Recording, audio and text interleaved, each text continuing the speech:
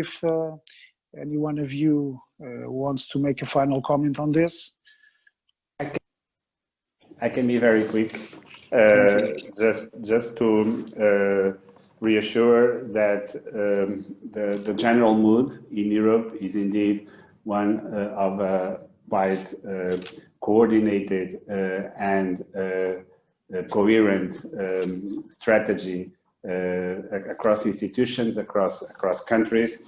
This was described initially as a temporary and symmetric crisis. Unfortunately, it is for some sectors, for some individuals, it is no longer temporary indeed, whereas some sectors recovered from it, and we saw increases year on year in many sectors across our economies. Others are still trailing, and we need to adapt and accommodate for that. Of course, the exit strategy is part of this adaptation. I can add that, for example, the deposits in the banking sector by non-financial corporations are increasing in the fourth quarter of 2020, double digits. The same thing is true for households. So savings increase. And this is a big difference also vis-a-vis the last crisis, because unfortunately in the last crisis, economic agents did not prepare, did not react immediately by increasing savings. And this buffer, this cushion, can also help us in the recovery process. Thank you. Thank you very much for your positive comments. We all need a bit of positive comments in these great times. So, well, it's time to finish this first panel. I'm sorry to have taken 10 minutes from the next panel. It's been a pleasure to have these high quality experts with ourselves. And so I will pass the floor to Josina Kamerling of CFA Institute to go ahead with the second panel. Thank you all. Thank you. Yep. Josina, you have to unmute yourself. Josina, you have to unmute. Josina, can you hear me? Oh, it's better. Now. Okay, it's my headphone. I think it's giving up a life. I just wanted to thank the first panel and the State Secretary very much indeed for these very thoughtful comments and setting the scene on the sort of macro economy and sort of the Portuguese presidency issues that are coming on.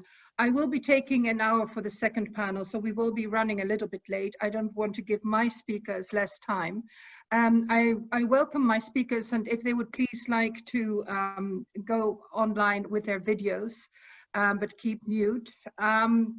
So the second panel is looking to an EU sustainable recovery, how Portugal will steer the new capital markets union agenda, but also taking a look from the pension and insurance sector, which are a very strong sector in Europe and one that is also contributing to these capital markets. I have three speakers with me, Gabriela Figueiredo Diaz, the chair of the CMVM, Margarita Correa de Aguilar, president of ASF, and João Pratas, president of the Associação Portuguesa de Fundos de Investimento. I will be introducing them. They have, like the previous panel, 10 minutes each to give an initial statement, and then we have time for a Q&A session and be taking questions, of course, from the audience.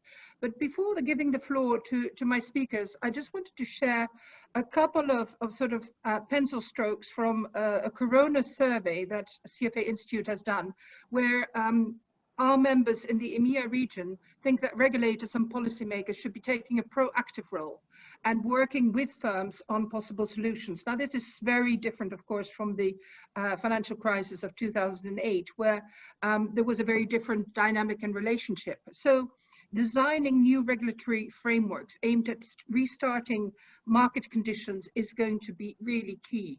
And also, our members really want securities regulators, pension and insurance, and asset management regulators to focus on educating the public about risks on investor fraud. Really, this is something that is coming to light again in this crisis, and it is going to be a key issue. Again, our members are majority in favor in suspension of non-essential rulemaking, focusing on the essentials. Now, I think when I read the strategy of the Portuguese presidency, that indeed is where you're going, and I think that is really where we need to be. Again, just very quickly on sort of product governance, which is sort of a key issue for capital markets, trying to build consistency is going to be important. Consistency in regulation, horizontal issues, investor protection, really key. But outsourcing also is a key issue that is going to need to be addressed. And then looking at sustainability, what are the key issues in sustainability? Well, education on ESG, that really is going to be important. System level thinking, a collaboration, working on stewardship and really thinking of stewardship issues, innovation and purposeful culture. Those issues are going to be really key going forward. And I hope that my speakers will be taking some of these issues on board. Now, without further ado, let me introduce the first of our speakers. You have, of course, 10 minutes. And as a reminder, let me say that we have media. This is being recorded, and media will be focusing on the speakers. So let me introduce briefly Gabriela Figueiredo Dias. She, of course, doesn't really need to be introduced. She's the chair of the CMVM Management Board since July 2016, and she's also a member of the ESMA Management Board since 2016, and its mediation panel. But also, furthermore, she was appointed in 2019 as chair of the ESMA Investment Management Standing Committee. And she is an IOSCO board member. Gabriela, the floor is yours for 10 minutes. Thank you very much, Josina. Thank you for this invitation. It's a great pleasure to me to be here. It's an honor and a privilege to attend this seminar, the CFA seminar, and to share this panel with my colleagues and friends, Margarida Correia de Aguiar and João Pratas, and of course you, Josina. It's always a pleasure being with you and being moderated by you. So I'll try to keep it within the 10 minutes that I'm given for these introductory remarks. This seminar happens to be taking place in a key moment in the history of the European Union, as we know, in the intersection of Brexit, transition and the colossal challenge of the economic recovery, which is being triggered by the COVID-19 pandemic and the health crisis, to which the European Union responded with the Next Generation EU instrument, which is the motto of our seminar today. So this is the most ambitious and committed recovery instrument ever used by Europe to help member states overcoming the challenging geopolitical trends, some of them already evolving from very recent political changes, but also the inequalities and the fragmentation which was triggered and exacerbated by the crisis. In this respect, I would note that today the Financial Times cover focus on the IMF forecasts of China and the US, which according to the Financial Times show signs of greater and better economic reaction, and that they will do better in the economic recovery with the EU and the BRICS being left behind. These forecasts are supported by the signals understood by the IMF as evidences of a better adjustment of China and the US to the current scenario and conditions, and this reinforces the need for Europe to grow, to show greater determination. So Europe and the European markets are facing an unprecedented array of social, political, and economic risks, as we all know, and will face more risks on the next few months. And this is in this context that the Portuguese presidency is taking place, and obviously setting out the main pillars and goals of the program of the presidency for the first 6 months of 2021. Against this background, the role and the contribution of capital markets, and this is my issue today, to foster an integrated economic recovery is vital and must be a major priority for the EU policymakers and thus for the Portuguese presidency. The motto of the Portuguese presidency is time to deliver a fair, green and digital recovery. We heard the Secretary of State talking about it. I will not take much time on that, but it means that specifically in the financial area, the topics related to sustainable economy and recovery and digitalization are clear priorities for the Portuguese presidency. When I mention integrated measures, it means that we will need different financing sources and instruments. Isolated solutions will not be successful in addressing and overcoming what is what I think it is the greatest economic and social challenge that Europe has ever faced. We will need market-based or bank and market-based financing, public and private, blended and separated funding sources, short and long-term equity and debt, retail and institutional investment, but also creative and courageous public policies and regulatory initiatives which provide market participants with the right framework, incentives and protection. We need them all. And I will explain why and what's the role of capital markets here. Banks will not be able all alone to provide all the funding needed to overcome the pandemic and set in motion a growth strategy. Capital markets, on their side, may not only provide alternative and additional funding sources, but also bridge access to finance for activities and entities that would traditionally not be served by the banking sector, like innovative businesses and small and medium enterprises. On the other hand, the impressive amount of money coming from the Recovery Fund will risk to turn ineffective and unproductive if it is not appropriately channeled to the real economy by appropriate public and private instruments. Capital markets provide both investors and companies with the most appropriate instruments in this regard. Long-term equity, debt, and collective investment instruments, including green and social bonds and investment funds, loan funds, able to capture great amounts of public funding and to spread them among multiple smaller companies, crowdfunding, which provides tailor-made solutions for smaller businesses, private equity vehicles supporting innovation, startups and fintech companies, securitization vehicles to turn non-performing, unproductive credits and loans that were mentioned in the last panel into useful financing vehicles.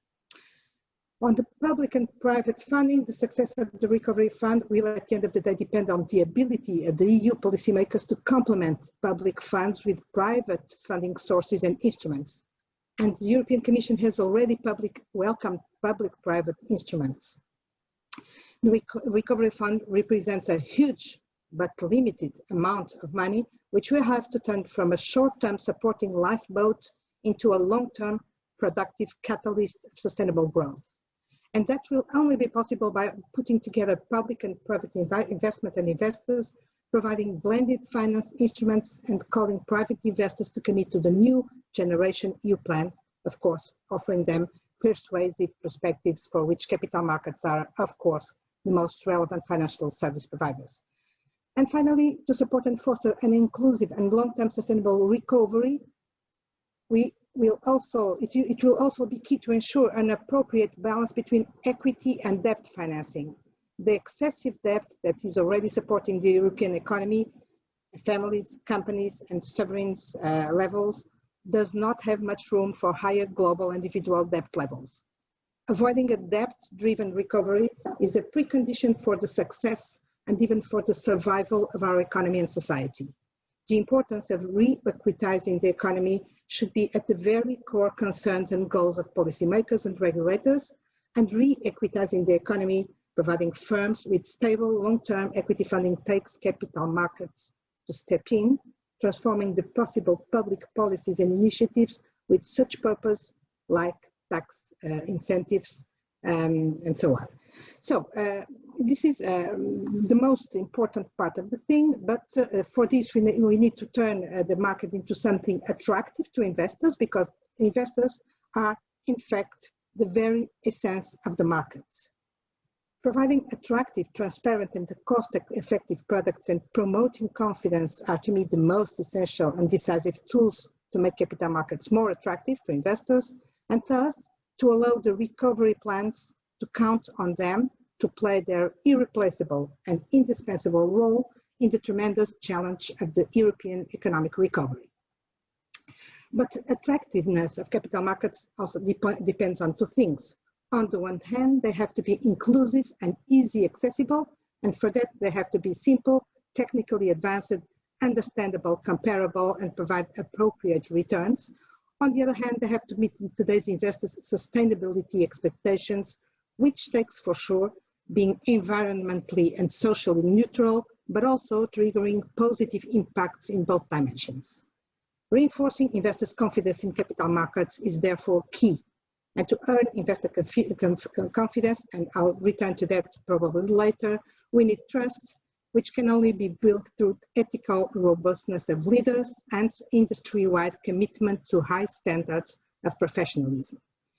In this area, I must say that the work that the CFA Institute has been doing is much welcome, not only through its contribution to the availability of skilled professionals in the financial sector services, but also for enhancing the need of a corporate governance culture in business with the highest quality standards of ethical values and professionalism. Last thing, and I was inspired by the last panel, we need to avoid wrong macroprudential initiatives. We are all aware of the impacts of market impacts in financial stability. One of the core things for market supervisors is to be aware of these impacts and make sure that they are addressed and that we have the right and the appropriate tools to deal with them. But I must say that I have to disagree with the idea of having banking specific tools, macroprudential tools, addressing specific market situations. One thing is one thing, the other thing is the other thing, and we can trigger bigger problems in case we do not separate them and treat them as different things. I think I may return to this issue later, but for the time being, these are the main ideas and the main topics that I'd like to address. Thank you, Josina. Thank you, Gabriela. And when you said we need them all, we need everything to address the rescue and really address the crisis. You said it very well. I'm going to turn to Margarita Correa de Aguiar, who's president of ASF. She's been president of the Portuguese Insurance and Pension Funds Authority since 2019. And previously she was a consultant to the Bank of Portugal Board of Directors and also acted as Secretary of State for Social Security and adjunct to the Prime Minister. Margarita, the floor is yours for 10 minutes. Thank you, Josina. I would like to thank the CFA Institute for the invitation to participate in this conference. I would like to greet the panel colleagues, Gabriela Figueiredo Dias and João Pratas, and you, Josina Kamerling, and all the participants attending the debate. And thank you for the challenging introduction you made. The Capital Markets Union is an important landmark for the euro area. Its success depends on multiple conditions: a larger participation of retail investors in capital markets, access to comparable and credible information on the issuers, convergence of supervisory practice, enhancement of market conduct supervision, and promotion of sustainable financing and innovation. The insurance and pension fund sectors are key partners in the construction of the CMU and in the recovery of the European economy from the pandemic. Insurers, alongside with pension funds, play a fundamental role on channeling savings to long-term investments, which support productive sectors of economy while delivering products to build up the resilience of families to different stages of human life. The social and economic relevance of pension funds motivated the implementation of a high-level group on pensions with a mandate to advise the European Commission on how to improve systems for occupational and individual pension plans to reinforce their security through prudential rules and to foster intergenerational balance and sustainability. With this scope, Europe will soon have a complete framework for the commercialization on the pan-European personal pension product known by PEP, whose characteristics enhance the long-term savings perspective, while the cross-border and also the cross-border portability. The PEP can play an important role on reinforcing national pension regimes, thus encouraging a cultural shift of individuals towards the importance of saving, as well as the promotion of capital markets, fostering the capital markets union. Although the main features of PEP are harmonized, there are important areas left at national discretion. In particular, national fiscal tax policies will play a crucial role. Insurance and pension funds are major institutional investors. The EU insurance sector, UK not herein included, manage investment amounts above 60% of the European GDP. If adding pension funds, the two sectors combine for around 80%. There are key players in capital allocation with an important role concerning strategic investment and supporting via funds and know-how long-term vision. Europe, as well as Portugal, can count with a matured and experienced insurance sector in offering solutions, fostering confidence, facilitating economic activities and investment, and providing protection to householders.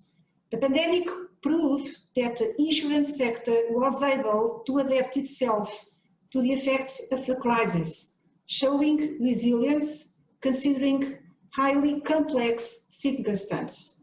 Multiple factors explain this resilience.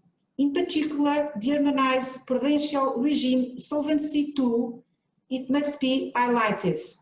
Solvency II strengthened the sensitivity of the solvency metrics to the risks effectively incurred by insurance undertakings, as well as the governance, transparency and market discipline aspects, with clear benefits on the promotion of a sound and prudent management of the business. The sector has remained solvent and resilient throughout the pandemic crisis. The confidence of this sector also has to do with a more vigorous supervision, including the broader and more solid instruments and intervention powers made available to supervisors.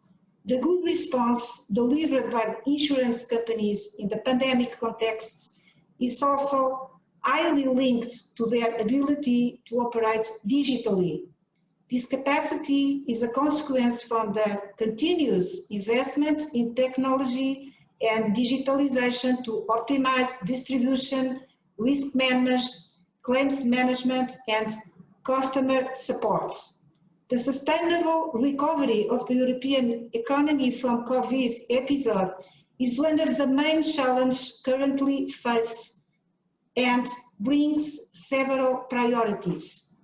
As it is clear at this point, there are several challenges faced by both insurance and pension fund sectors in response to important movements such as climate change, digital transformation of the economy, aging population, and increased longevity. From the range of challenges that underline a post-COVID recovery, I will say a few words about sustainable finance. The issue of sustainability, and particularly climate change, has risen to the top of the political agenda in recent years. The financial sector will in particular have a pivotal role in a successful transition to a more sustainable economic model, considering the financing needs required be beyond the capability of public spending. The recent initiatives of the European Commission reveal a vision to align the recovery from the economic effects of the pandemic with the environmental, digital, and social developments needed in the future. much debate has been held on the topic of reorientation of capital flows towards sustainable investment and on the densification of a long-term focuses as regards decisions of the financial sector. In the case of the insurance sector, the upcoming review of the Solvency II directive has been raising some expectations concerning how it could be used as an opportunity for an advance in these regards. The expectations quickly materialize into claims for green supporting or brown penalizing factors in the prudential regime. However, by the timeline of the review exercise, there are still data gaps to be solved to support recalibrations in order to preserve the robustness of the risk-based regime. While such evidence is obtained, appropriate safeguards and support mechanisms could be introduced. This can balance simultaneously the protection of consumers and financial stability, while still allowing the insurance sector to already finance infrastructures and technologies that contribute to sustainable goals.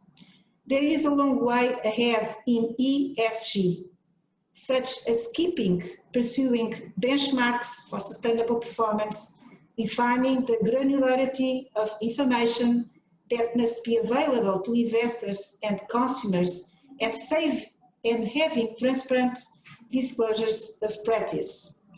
Sustainability and inclusiveness are difference makers, and these will dictate the future of Europe. I strongly believe that we all together will be able to build up a better future for all the European citizens. The Portuguese presidency is fully committed on this big issue, and financial supervisory authorities will definitely play an important role. Thank you for your attention. Thank you so much, Margarita. You have encompassed a lot of issues, as did Gabriela. So my questions in the Q&A will be much more fine-tuned to some of your remarks. Now let me turn to João Pratas, our third panelist. He is, of course, president of the Asociação Portuguesa de Fundos de Investimento, Pensões e Patrimónios. And you have been in that position since 2020, and previously you were a director of asset management, a member of the board of directors at FIPP. You're also a member of the board of directors of IFAMA, who we know very well. The floor is yours for 10 minutes. Good evening. Thank you, CFA, for this invitation, and I would like to present my compliments to Gabriela Figueiredo Dias and Maria Correia Guiar, who are my co-panelists, and Josina, of course, and I would also compliment everyone who is attending.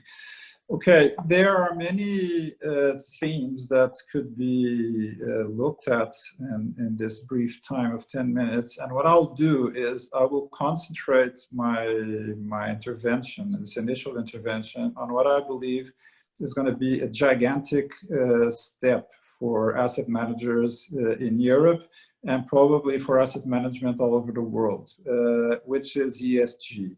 So on the 10th of March of this year, there's going to be a huge change because asset managers are going to have to start choosing their investments with considerations over ESG. Now, what does the EU want? I'd like to focus on some aspects of this legislation to see what I think is not easy to work, and where I think a quick fix could really help this work. Now, what does the EU want? What the EU wants is the world to change. I mean, the asset managers are going to force, through their investment, which is huge, they're going to force the economy, the real economy, the economy they are investing in, to change and to adapt into ESG factors. Now, if this is going to work, the asset managers have to understand how it works, and the world, the companies they are investing, have to be able to improve considering these ESG factors. And here is where I think we might have a problem with this legislation. Why? Because legislation is extremely complex.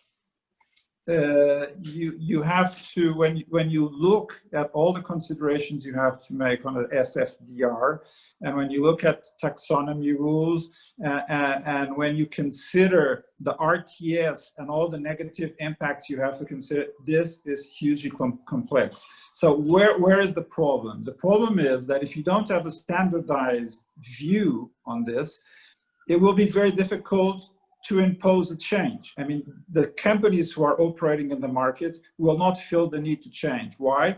Because if there's one analyst that says, well, your rating is bad or you are bad on ESG, they'll look to the side and say, well, if you look at this company, they say, I am good.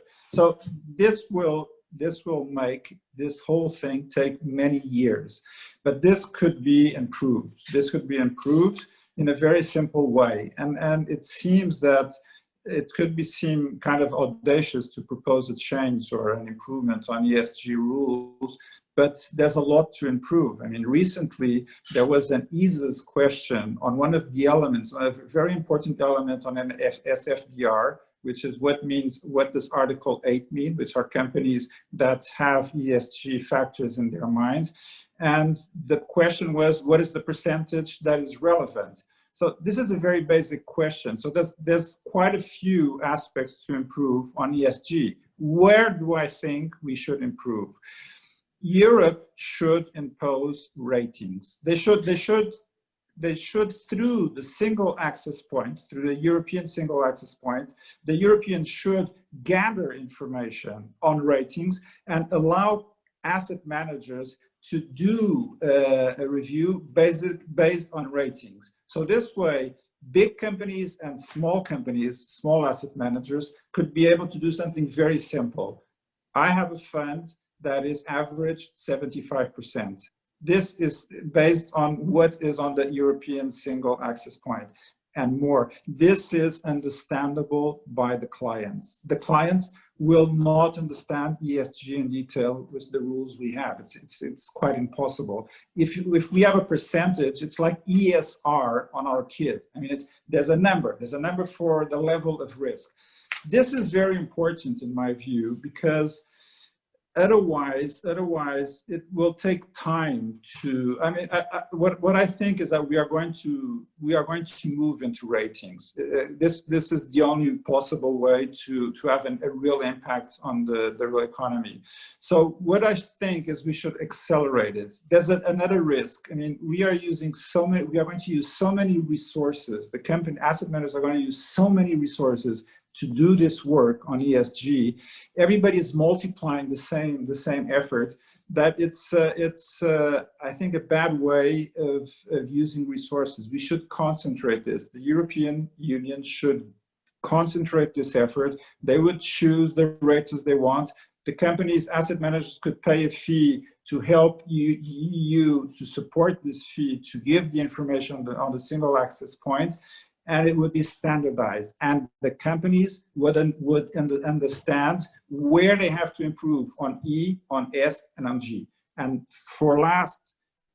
in a few years, in very few years, if we do this, then we could take a very major step, which would be, from now on, UCITS have to be 75% on ESG. And this would have a huge impact in enforcing the whole economy to change. This will change not only the European economy, but also the world economy, because this rating would be made on companies all over the world, not based on an FDR, because these companies do not have to have an FDR, but based on what the professionals on rating would investigate. One last remark. We have to bring everyone in. I mean, we have to make Article 8 the regime that brings all companies in ESG. We should not exclude. The great change on the 10th of March is that even the idea of greenwashing, I think is going to disappear. I mean, what the problem is not greenwashing, the problem is percentage. What is the percentage a company is doing on ESG? Everybody has to be ESG. If everybody is ESG, everybody will try to improve their own ESG. So these are my initial remarks. It's something I think we should think about. Thank you very much. Thank you, Joao. Very thought-provoking. I love your comment on 75% of usage should be on ESG. That is a challenge, if anything. Now let's go to some questions, and let me start on economic recovery. And just remind you, we have half an hour because I'm taking 10 extra minutes, which we are deservedly due to have also an hour's discussion. But try and keep your remarks short and to the point. So the Portuguese presidency, Gabriela, you went into a little bit of all the what all the different actors need to do. But I would like you to go a little bit into your role as supervisor in implementing the recovery plan. Now, there's going to be a lot more debt. You mentioned re-equitizing. You mentioned the fact that there needs to be this balance.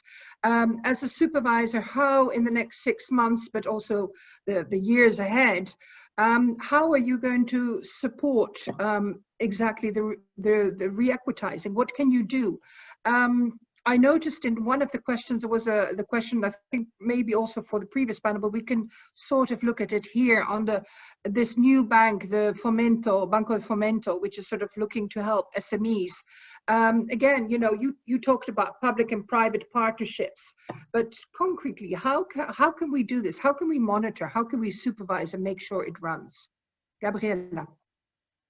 Thank you, Josina. So on that topic, I'll maybe start by what's uncontroversial in this to this question, which is that our role, we have our responsibilities, although we are not the main responsible actors, but the role of supervisors in implementing the recovery plan is to fulfill and perform our mission more committedly and focused than ever, because the circumstances and the conditions so require. So in line with what I said before about the main triggers for investments involvement in the market, the supervisors will have to ensure the highest level of investor protection, mainly in respect to quality of information provided by the industry. And so this is uncontroversial, but we supervisors, I believe that we must leave the comfort zone of the classical information-only market supervision. There is much more that we can do and should do to contribute to the implementation of the next generation EU plan.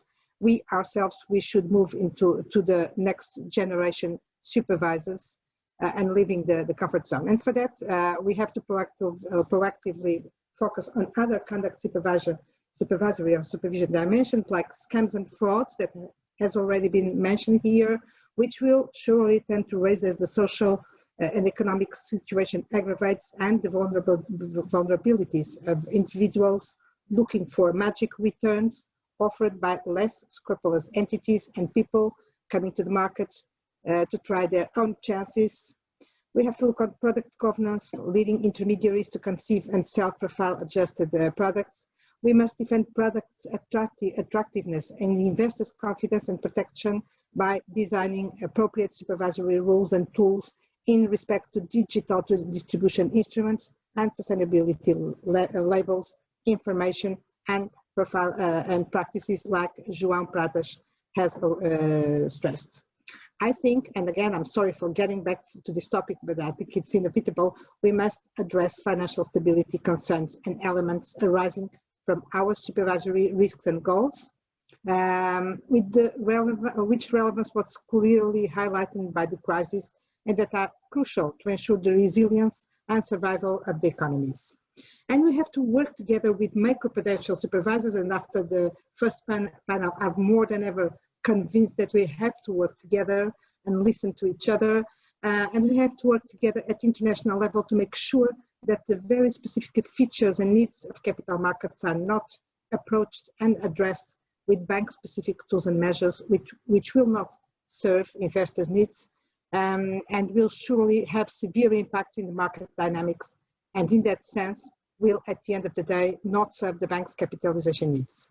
saying that non-bank financial institutions should be regulated as banks does not take into consideration their specific role and their specific virtues. They do matter when we talk about financial stability, but there are different realities and they need as such different treatment. And this different treatment does not mean less investor protection or less concerns or whatever.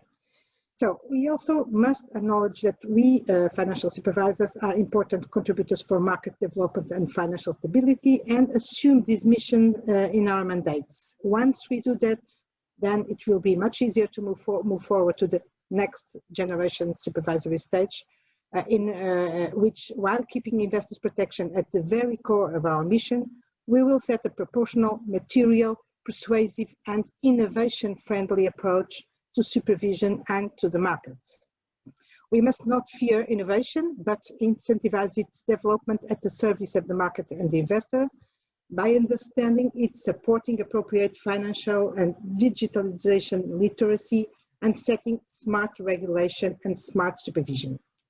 And we must, last but not least, but it's always my final remark, make sure that the industry and their leaders are driven by robust ethical principles and committed to high standards of professionalism.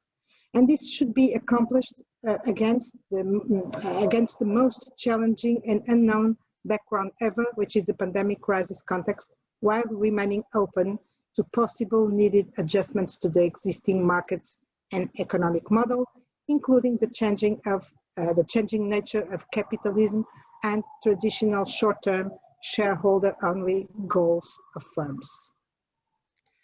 Gabriela, you are sketching a new generation of supervisory culture. And as you were speaking, I was just reminded as to how supervisors used to speak during the previous crisis and also in the aftermath. And it was very much more a restrictive dialogue, which I referred to earlier. I think, you know, the sort of encouragement we get sort of from an industry perspective is this looking to innovation, building the markets, but at the same time, keeping that investor protection, which is so dear to CFA Institute's heart. Margarita, I'm going to turn to you. Pensions have a role to play in developing long-term investment. You mentioned it in your initial statements. There is, of course, a new development at the EU level with a PEP, which can be an opportunity if it is used in the right way. There are the challenges, the life cycle, longevity you mentioned in your initial statement. But again, pension funds can stimulate through their investment. They can redress perhaps a balance between private and public markets. There's at the moment an imbalance, and we need to take that into account.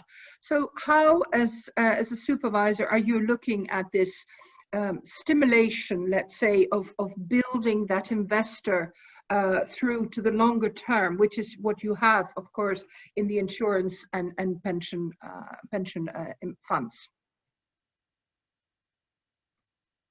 You're mute. You're mute. Okay. Thank you, Josina. Let me say a few words about the PEP, because it will be a reality soon, and an opportunity, as you said.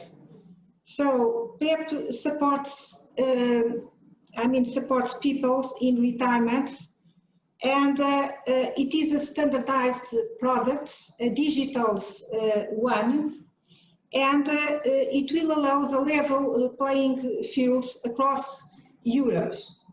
And it have some benefits, like a standard underwriting information, like standard information regarding performance investment and impacts on retirement income.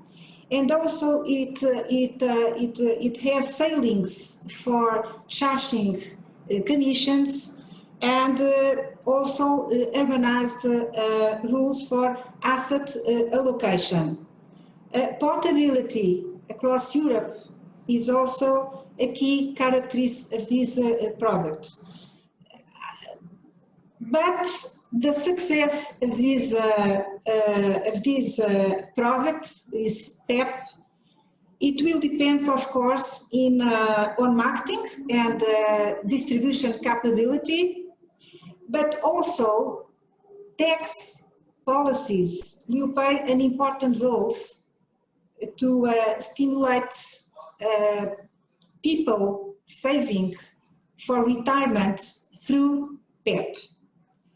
So we'll have here an opportunity not only for to help public pension regimes, but also it's an opportunity to foster capital markets, to have more people, more retail participants, more small investors enter into the market just saving for their retirement. This is a very important issue.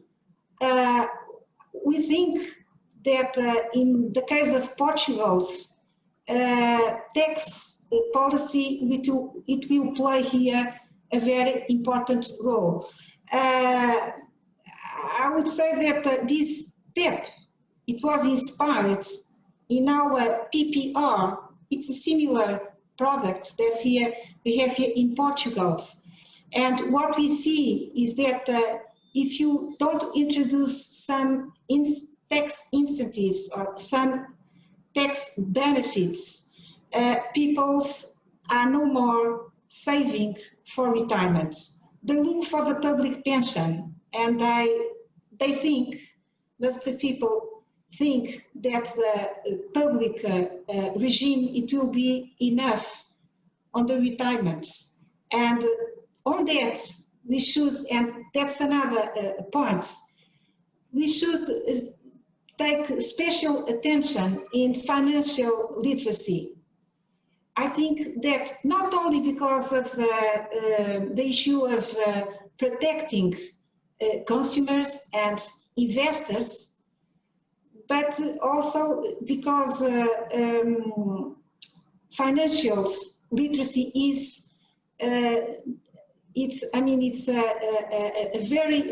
plays a very important role when we need people to make responsible decisions, well-informed decisions, when they have the time, when, so what I'm saying is that this topic of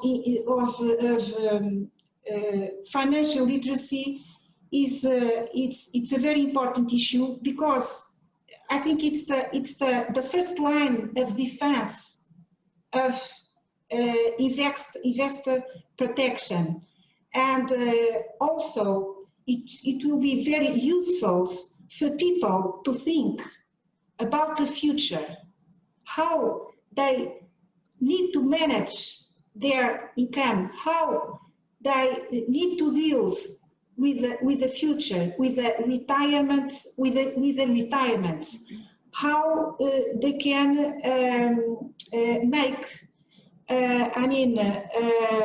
good decisions, clear views of how financial products fit their needs.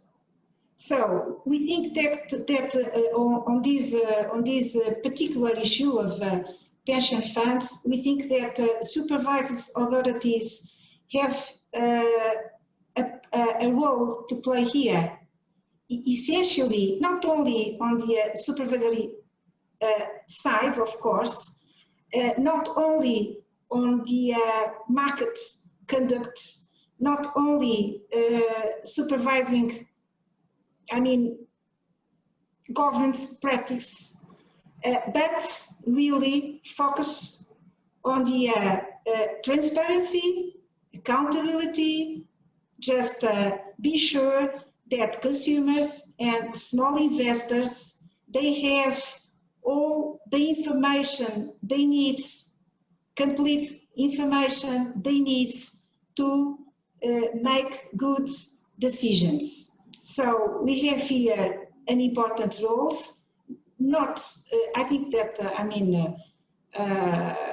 financial sector is in a special position to promote financial literacy. Of course, banks, insurance companies, pension funds, authorities, we have an obligation, I would say, just investing and promoting financial literacy is the first line of defense of investor protection. And I would say that we have here a second important line, that is sound conduct and transparency. And the third line of defense is that regulators and supervisors should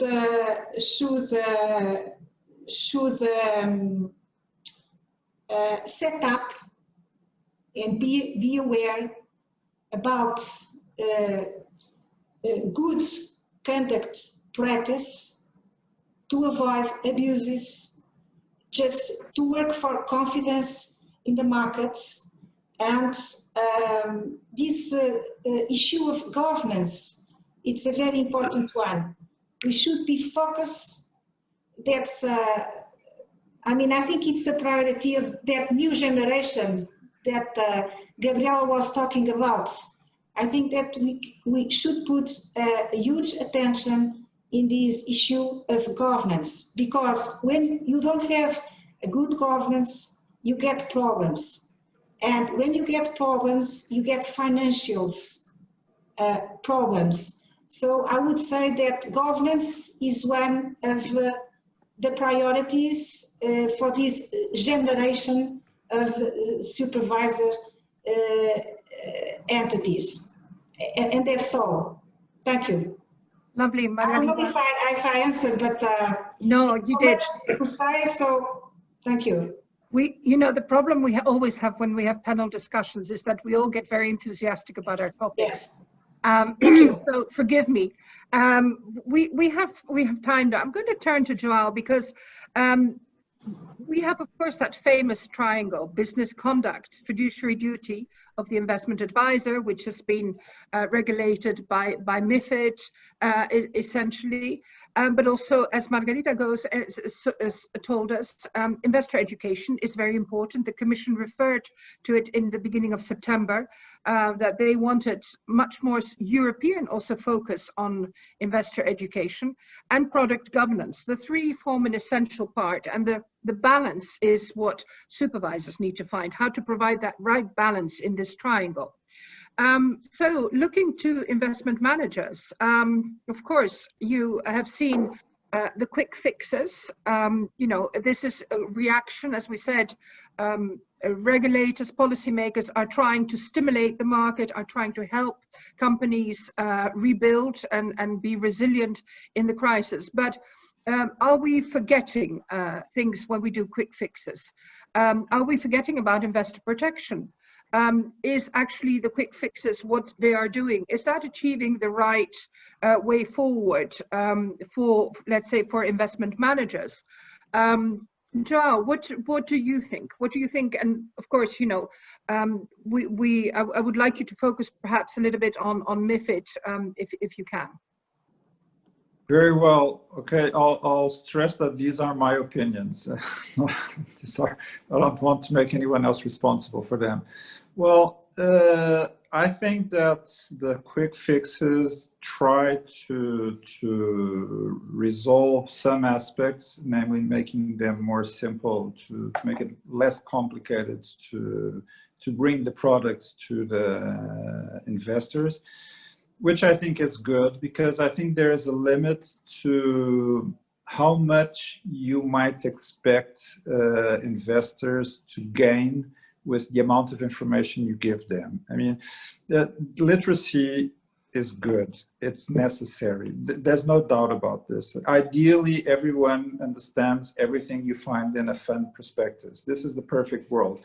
But I am afraid we have some limitations on this. And of course, it's the European Union that when looking at this and analyzing this also considers the problem of literacy on the long run and literacy on the sale. I mean, the information you really give when people are going to buy your product, which in my opinion is extremely important. So there are some limitations.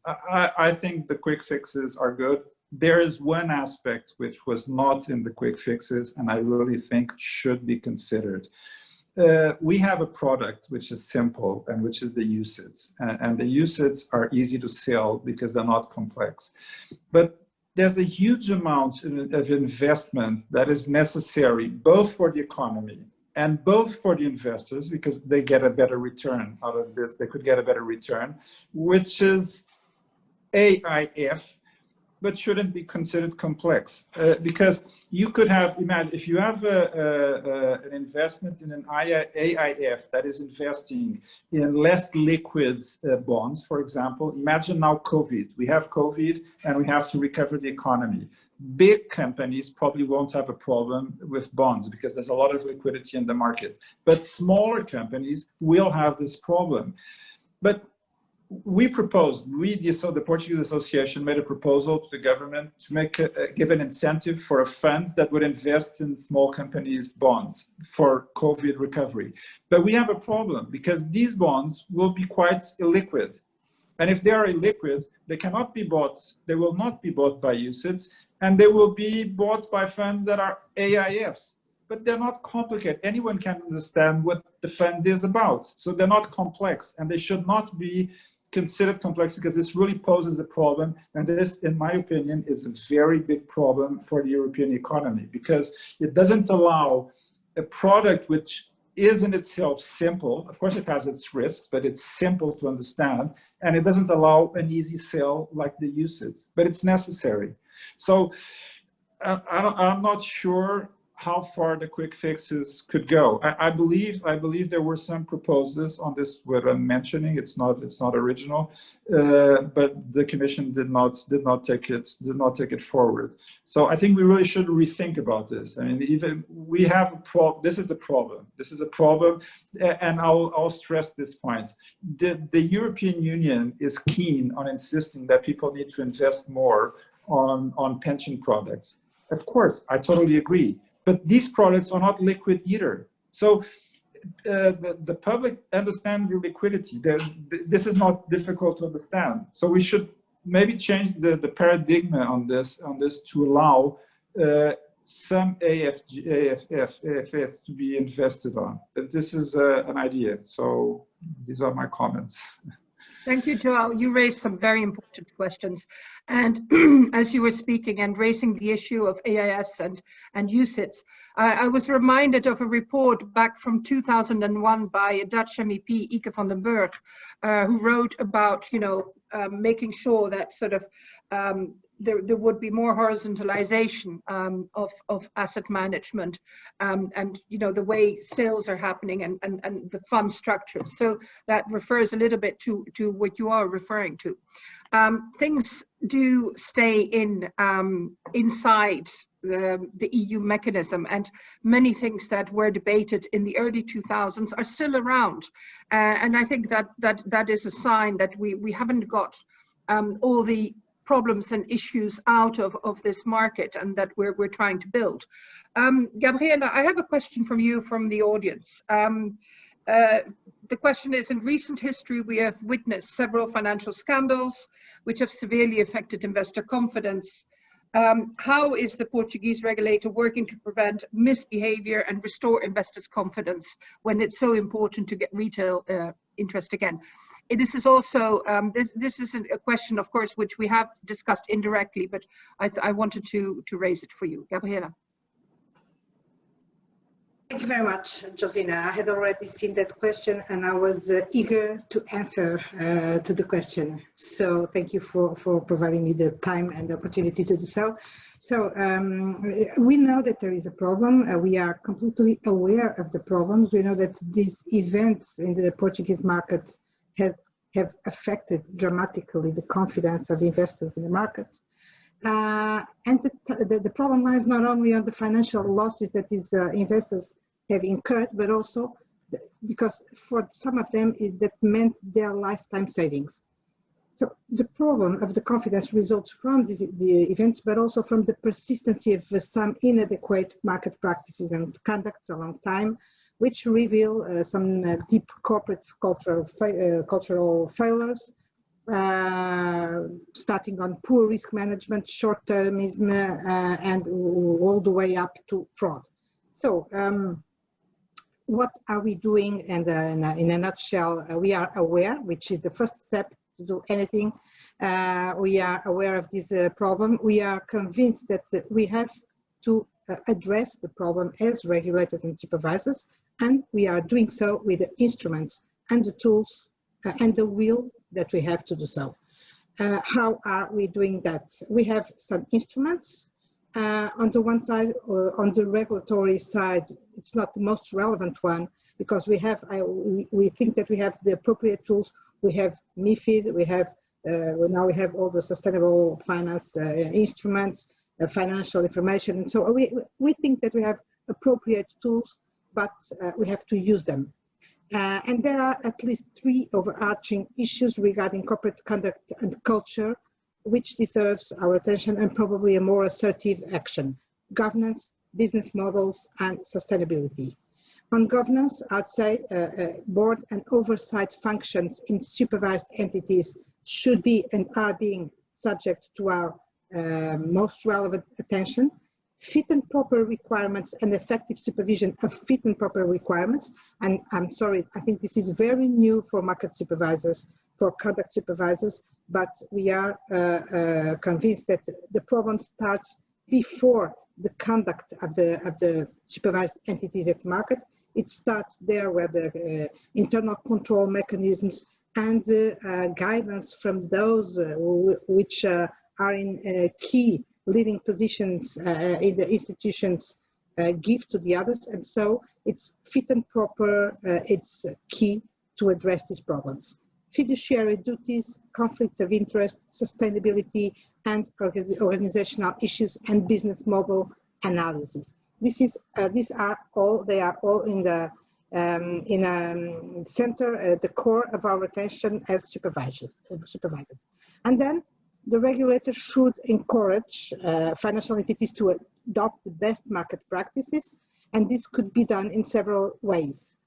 We can endorse or recommend firms to adopt certain standards, and this is the way that the CMVM is acting, for instance, in corporate governance, sustainability, ESG information, fit and proper, giving guidance to the industry on how to better deal with these kind of issues. Another important tool that regulators can use to influence business conduct is stakeholder dialogue, communication, and once again, communication. In the wider sense of the word, in the richest sense of this tool, which is communication, which is put it at the service of supervision, enhancing awareness of the industry, but also of the investors in the community as a whole, of the risks that we face and that we have to address, and sometimes even replacing some kind of other tools that you have by proximity, communication, dialogue, moral suasion, incentives, while not giving up of being supervisors and having to enforce the rules when it's needed. That's it. Thank you. Well, that's it. That is a big to do and a challenge. But I think communication is really crucial. We have run out of time, but I would ask my 3 panelists, each in turn, and very, very short, in a minute possibly, to give you to give the audience your top 3 to do in the next period. And let me start with Margarita, then Gabriela, and then João. Margarita. Well, in what concerns supervisory activities, what are you your asking? agenda. Yeah? Your top 3 priorities for your agenda. For my agenda. So, first priority to get better and focus supervision, okay? and integrated supervision, and a more interactive supervision with European authorities and national authorities. We need to talk more, we need to be more articulated, we need to work together to get success that the second priority, not the priority, but I mean a goal, be together to help economic recovery with sustainable and solid financial sectors. I would say that third priority, that is always a priority, I'm sorry, is the investor protection. I think that we cannot put this issue out of our radar.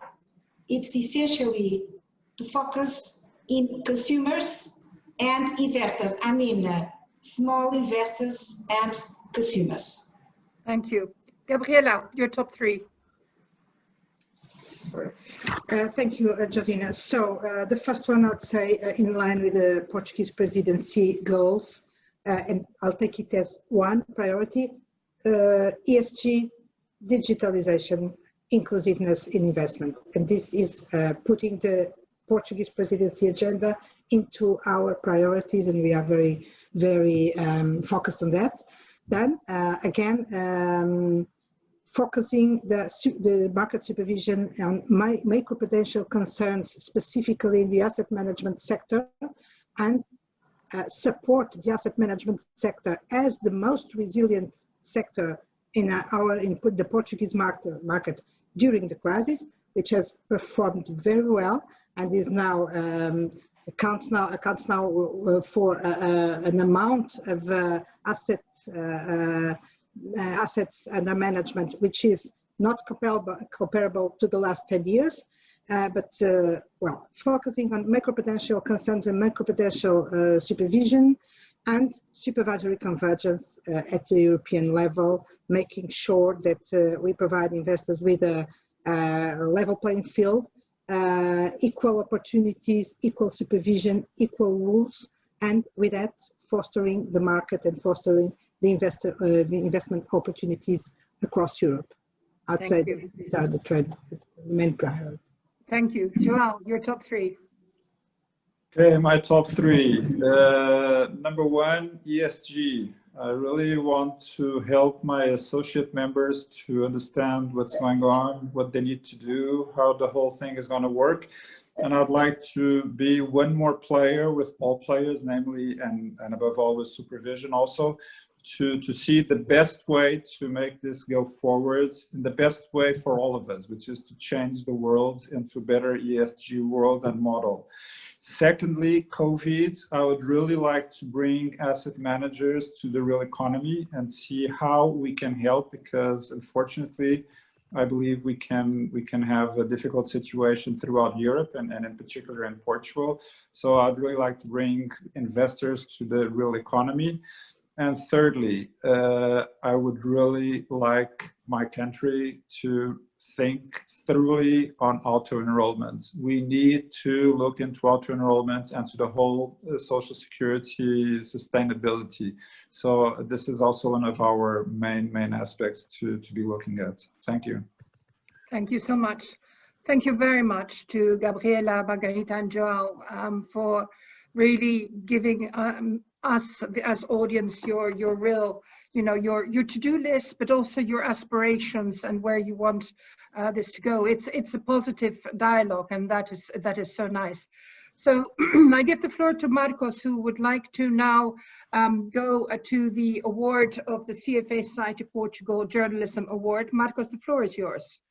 Thank you, Josina. Thank you, Gabriela, Margarita, and João. It was a wonderful session. Thank you very much for joining today, and you really left us specifically the CFA Society with a lot of homework to do, and we really get incentivized to carry on the work we've been doing. so much to do in front of us. I invite you to join us to carry on with us. So we now will award the CFA Financial Journalism Award. This year was we had a specific focus on the ethics and the rigor in the financial journalism. That's what we're looking for. That's what we want to award and distinguish. We have with us Nicolau Santos. We will carry on now the session in Portuguese if you allow us to do that, and we'll carry on, and then in the end Josina will wrap up the session. Nicolau, muito obrigado por estar connosco mais este ano. Eu ia lhe passar a palavra para nos contar um bocadinho o que foi esta edição e atribuir o nosso prémio ao vencedor. Muito boa noite, Marcos. Muito boa noite a todos os participantes. É um prazer estar aqui de novo com a CFA Society Portugal para dizer que considero esta iniciativa muito importante numa altura em que não só o jornalismo passa por uma fase muito difícil em todo o mundo, como também a questão da informação correta, a informação válida, a informação segura é importantíssima não só para o jornalismo, mas também para, enfim, exatamente para pessoas que trabalham na área dos mercados, e isso é efetivamente muito importante. Este ano, enfim, é a segunda edição onde eu participo como presidente do júri e agradeço pelo convite que me foi renovado. Gostava de saudar, em primeiro lugar, depois de agradecer obviamente o convite, saudar os meus parceiros, os membros do júri, o Pedro Fontes Falcão, o Francisco Almeida, o Luís Oliveira Martins e o Jorge Sousa Ferreira, portanto que foram as pessoas que comigo estiveram no júri a avaliar os trabalhos. Devemos sublinhar que, efetivamente, os critérios este ano para classificarmos os trabalhos tiveram, enfim, um novo critério, como foi sublinhado. As questões éticas passaram a ser importantes para a avaliação também dos trabalhos e parece-me muitíssimo bem isso num mundo hoje em dia onde esses valores nem sempre estão presentes e sobretudo na atividade financeira eles são fundamentais porque quando se quebra esse elo de ética quebra-se também a confiança entre os clientes e as entidades que operam no mercado financeiro, portanto parece muito bem e obviamente a sustentabilidade dos negócios também é claramente algo importante, mas enfim os critérios estavam estabelecidos, a questão da ética tornou-se agora bastante fundamental nesta avaliação. Nós tivemos excelentes trabalhos, à semelhança do que tinha acontecido o ano passado. No total tivemos 12 trabalhos. Esses trabalhos jornalísticos foram publicados ao longo do ano de 2020 e como será de supor, o ano de 2020 devido à pandemia não foi certamente muito estimulante para se conseguir fazer trabalhos nesta área, mas mesmo assim tivemos excelentes trabalhos e a classificação foi muito cerrada. De qualquer maneira, dentro dessa classificação e antes de revelar quem ganhou e enfim, quem ficou as duas menções honrosas, gostava de dizer que efetivamente parece-me indiscutível que houve da parte dos membros do júri uma razoável unanimidade, porque 4 deles votaram no trabalho que ganhou. E, portanto, em 5, 4 votarem, parece-me bem. Também o trabalho que ficou em segundo lugar teve um voto para o primeiro lugar, teve um voto para ficar em segundo lugar. Desculpa, estou enganado. Exato. E teve 2 votos também para ficar em terceiro lugar. E o outro trabalho teve também 2 votos para o segundo lugar e 2 votos para o terceiro lugar. E, portanto, apesar de tudo, portanto, desta escolha, só houve um trabalho que não é premiado e que só mereceu a pontuação de um dos membros do júri, que não está nestes 3 que apareceram. Portanto, penso que houve, efetivamente, uma razoável unanimidade em tudo o que, enfim, na escolha final do júri. Vou começar pelas menções honrosas e, portanto, a primeira menção honrosa vai para o trabalho da dívida às ações até à análise de risco. Agora é que o verde é mesmo a cor do dinheiro. Escrito por Leonor Mateus Ferreira e publicado no ECO a 27 de janeiro de 2020. A segunda menção honrosa vai para Os Clones que querem enganar os investidores. Escrito por Patrícia Abreu e publicado a 5 de fevereiro de 2020 no Jornal de Negócios.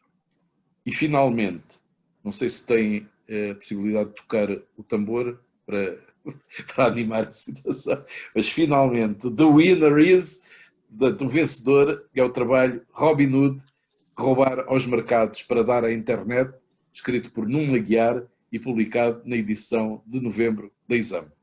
Portanto, quero agradecer a todos os participantes, todos os que enviaram trabalhos, quero agradecer muito aos membros do júri, quero agradecer o trabalho notável que a CFA tem feito em prol, precisamente, da literacia nesta área, que é fundamental, e, enfim, desejar que tudo corra bem e que para o ano, provavelmente, estejamos aqui outra vez a escolher mais vencedores deste prémio importante.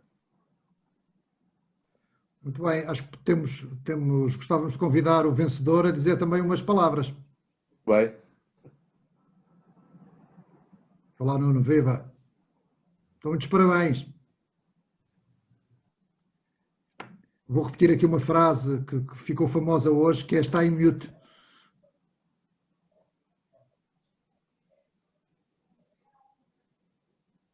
Nuno, continua. Exatamente.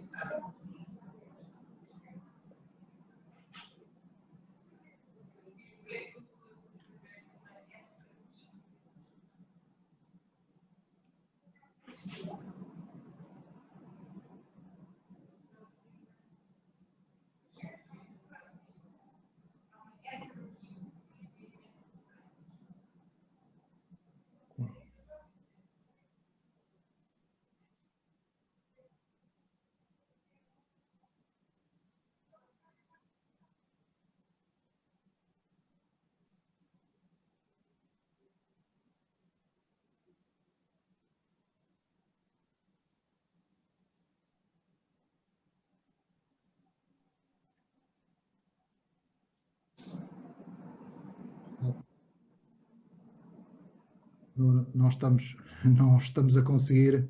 Queríamos dar voz justamente à comunicação social, mas não estamos a conseguir.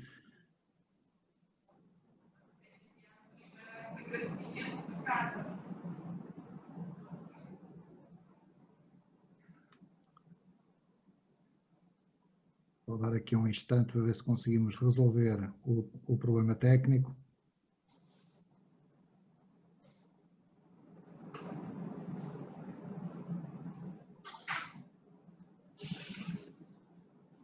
Vai tentar entrar outra vez.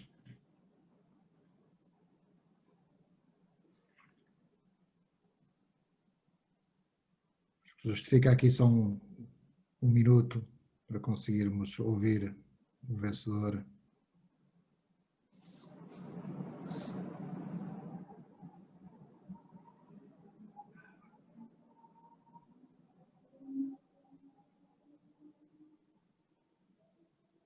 Estou, Nuno? Estão-me a ouvir? Agora sim. Sim, senhor. Ok. Pronto. São os fones que não estão a funcionar, não sei porque não estavam a ligar. Peço imensa desculpa por este problema, tinha que ser o jornalista a dar problemas. Eu não ia tomar muito tempo, queria agradecer só à CFA Society, obviamente, pelo prémio e ao júri também. É a segunda vez que é premiado um trabalho meu, sendo que anteriormente foi pelos 10 anos da crise financeira, portanto é um trabalho que tem algumas lições semelhantes a este trabalho que estamos agora, que também é premiado, Deu-me bastante gozo a escrever. Nós estamos é um momento está a nascer uma nova forma de olhar para o investimento, acho eu, e para os mercados financeiros. E como em todos os processos de democratização, ele também tem alguns riscos.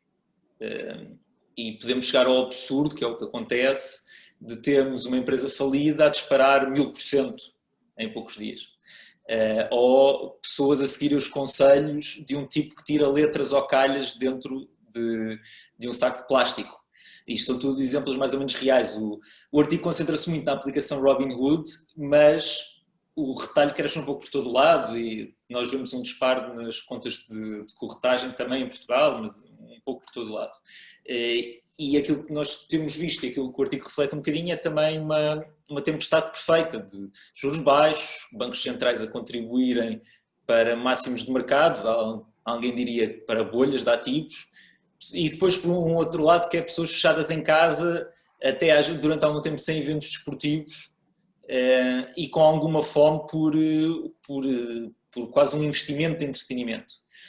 Falou-se aqui nos últimos painéis de literacia financeira e de facto isto abre aqui um elemento muito perigoso em que pessoas que não têm conhecimento necessário podem fazer operações altamente complexas.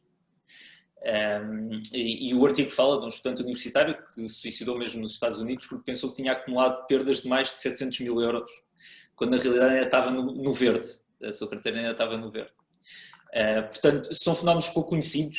Se calhar as pessoas que me estão a ouvir nunca ouviram falar do Wall Street Bets, um subreddit chamado Wall Street Bets, ou se calhar terão ouvido falar, mas ele tem 2,6 milhões de pessoas, de utilizadores, e os hedge funds já fazem scans automáticos deste tipo de fóruns, que misturam um bocadinho dicas de investimento com memes e com piadas, alguns se calhar no limite do que é decente ou quase no vulgar. E para muitos ir a esses fóruns já é mais relevante do que ler o Wall Street Journal ou ler o Financial Times. E portanto este novo ambiente em que nos movemos acho que ainda é pouco estudado e é pouco analisado provavelmente. E até agora este novo fenómeno vive um ambiente um bocado permissivo de máximos renovados, mas as perdas vão de chegar e eu temo, e o artigo fala um pouco disso, que haja milhares de pessoas, se calhar milhões, que não estão preparadas para essas perdas. E claro que o que eu acho mais interessante é as questões que isto levanta sobre a integridade do mercado, se ela pode começar a ficar comprometida, ou seja, se o investidor tradicional tem as mesmas oportunidades que tinha no passado, ou se essas oportunidades estão a ser minadas ou não por este novo tipo de investidor ultra agressivo, muito rápido e às vezes com uma racionalidade um pouco duvidosa. Ainda há poucos minutos me mandavam uma mensagem sobre o GameStop.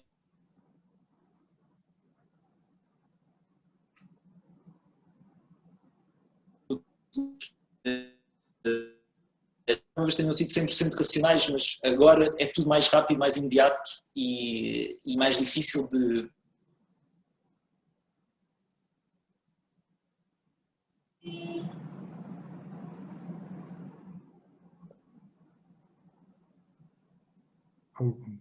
Bom, acho que perdemos aqui novamente o Nuno.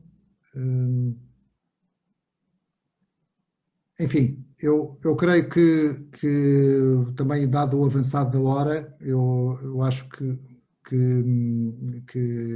tomamos bem a mensagem transmitida pelo Nuno, e acho que fica aqui um alerta e só chama mais a atenção para a necessidade de regulação, de educação financeira, todos aqueles temas que temos aqui falado ao longo desta tarde.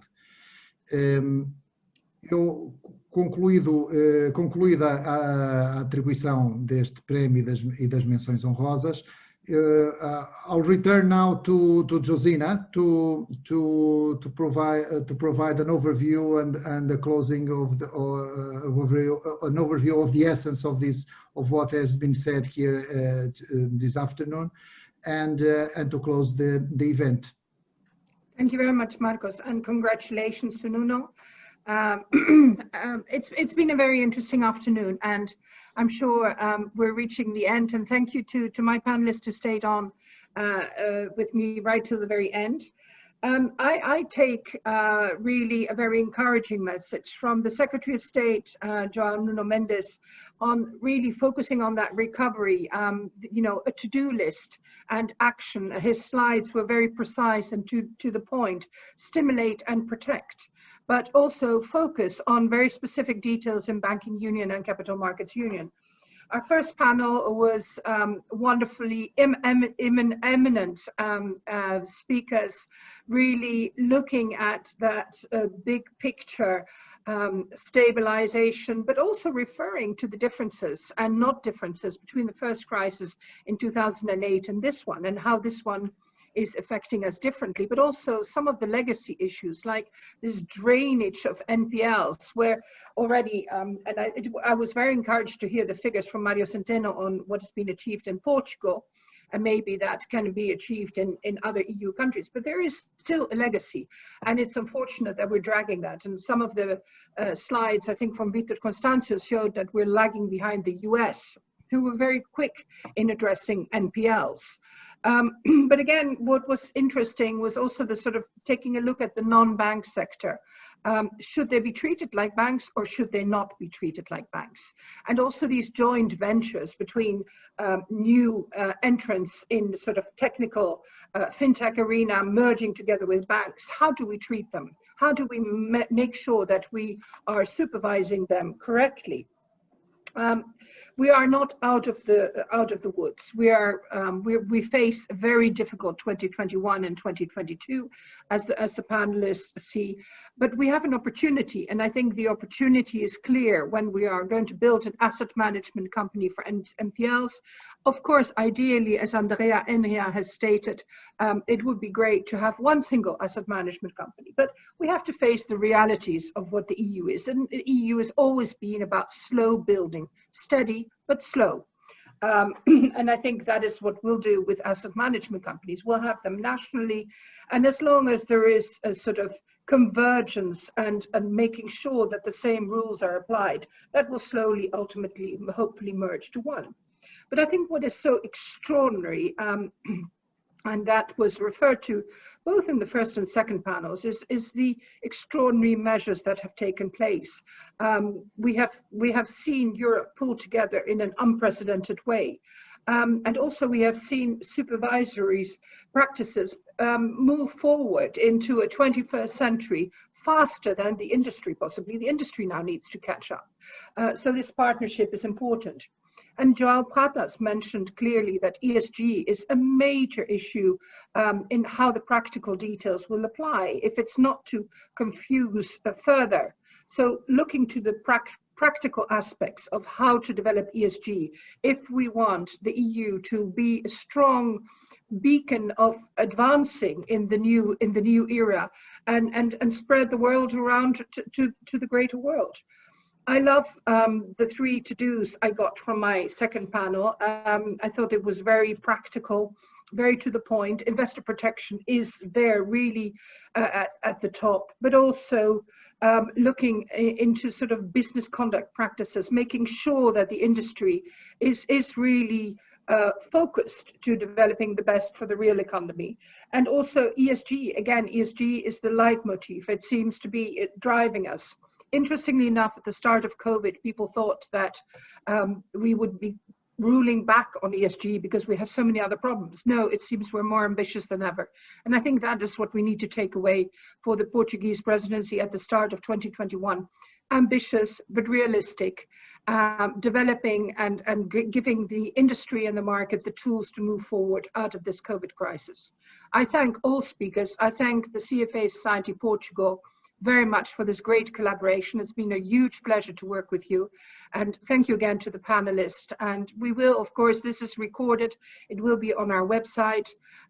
We look forward to engaging with you in different chats in the future on these topics. My thanks to you all.